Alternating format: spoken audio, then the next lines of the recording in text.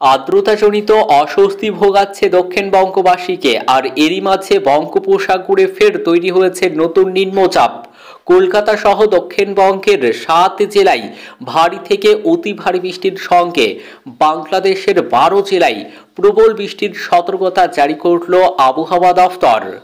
তো আর্দ্রতাজনিত অস্বস্তির মাঝেই ফের বঙ্গোপসাগরে তৈরি নতুন নিম্নচাপের কারণে আবারও কবে কখন থেকে কলকাতা সহ দক্ষিণবঙ্গের কোন ৭ জেলা এবং বাংলাদেশের কোন ১২ জেলায় ভারী থেকে অতি ভারী বৃষ্টির সতর্কতা জারি করেছে আবহাওয়া দফতর, বিস্তারিত জানিয়ে দেব ভিডিওতে, সঙ্গে থাকুন।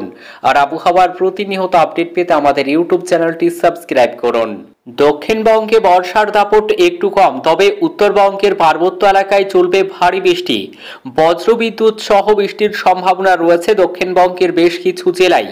বাতাসে জলীয় বাষ্প বেশি থাকায় আর্দ্রতাজনিত অস্বস্তি ভোগাচ্ছে দক্ষিণবঙ্গবাসীকে। আর এই পরিস্থিতি চলবে বলে মনে করছেন আবহাওয়া দফতর। তবে শনিবার ৭ই সেপ্টেম্বর ও ৮ই সেপ্টেম্বর রবিবার বৃষ্টির পরিমাণ কিছুটা বাড়তে পারে দক্ষিণবঙ্গের জেলাগুলিতে। আবহাওয়া দফতর জানাচ্ছে, অন্ধ্রপ্রদেশ উপকূল ও তার সংলগ্ন এলাকায় তৈরি হয়েছে ঘূর্ণাবর্ত। এই ঘূর্ণাবর্ত শুক্রবার বিকেলের মধ্যে নিম্নচাপে পরিণত হতে পারে। পশ্চিম মধ্য এবং উত্তর পশ্চিম বঙ্গোপসাগর এলাকায় এই নিম্নচাপ তৈরি হলে কি তার প্রভাব পড়বে বাংলাতেও? এরপর এই নিম্নচাপের অভিমুখ কোন দিকে যায় সেদিকেই নজর আবহাওয়াবিদদের। বিক্ষিপ্তভাবে বজ্রবিদ্যুৎ সহ হালকা থেকে মাঝারি বৃষ্টি হতে পারে।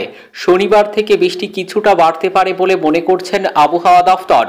শুক্রবার বজ্রবিদ্যুৎ সহ বৃষ্টির সম্ভাবনা রয়েছে বেশিরভাগ জেলাতেই। পূর্ব ও পশ্চিম বর্ধমান, বীরভূম, মুর্শিদাবাদ জেলাতে বজ্রবিদ্যুৎ সহ হালকা থেকে মাঝারি বৃষ্টির সম্ভাবনা রয়েছে আজ।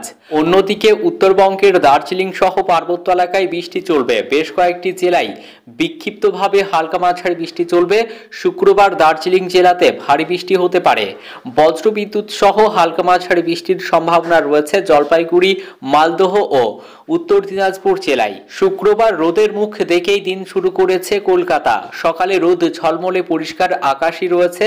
চড়া রোদ ও সঙ্গে আর্দ্রতাজনিত অস্বস্তি বাড়বে বলে মনে করছেন আবহাওয়া দফতর। শুক্রবার সকালে সর্বনিম্ন তাপমাত্রা ছিল 28.2 ডিগ্রি সেলসিয়াস। বৃহস্পতিবারের সর্বোচ্চ তাপমাত্রা ছিল 34.2 ডিগ্রি সেলসিয়াস।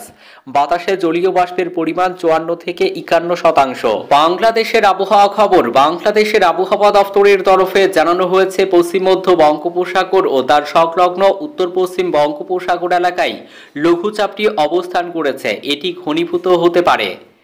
মৌসুমী বায়ুর অক্ষের বর্ধিতাংশ পাঞ্জাব, হরিয়ানা, উত্তরপ্রদেশ, বিহার, পশ্চিমবঙ্গ, বাংলাদেশের মধ্য অঞ্চল হয়ে অসম পর্যন্ত বিস্তৃত রয়েছে।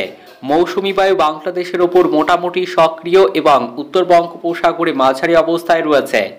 বৃষ্টির পূর্বাভাসে জানানো হয়েছে, ৬ সেপ্টেম্বর শুক্রবার বাংলাদেশের চট্টগ্রাম ও সিলেট বিভাগের অনেক জায়গা, ময়মনসিংহ, ঢাকা, খুলনা ও বরিশাল বিভাগের কিছু কিছু জায়গা এবং রংপুর ও রাজশাহী বিভাগের ২-১ জায়গায় অস্থায়ীভাবে দমকা হাওয়া সহ হালকা থেকে মাঝারি ধরনের বৃষ্টি, বজ্রসহ বৃষ্টি হতে পারে।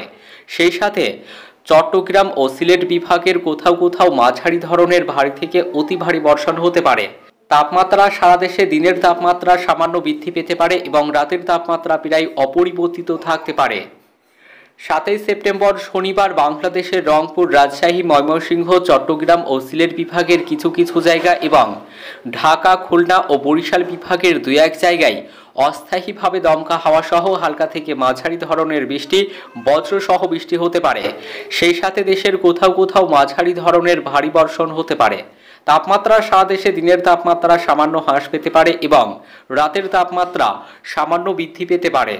৮ই সেপ্টেম্বর রবিবার বাংলাদেশের চট্টগ্রাম ও সিলেট বিভাগের কিছু কিছু জায়গা এবং রংপুর, রাজশাহী, ময়মনসিংহ, ঢাকা, খুলনা ও বরিশাল বিভাগের ২-১ জায়গায় অস্থায়ীভাবে দমকা হাওয়া সহ হালকা থেকে মাঝারি ধরনের বৃষ্টি, বজ্রসহ বৃষ্টি হতে পারে। সেই সাথে দেশের কোথাও কোথাও মাঝারি ধরনের ভারী বর্ষণ হতে পারে।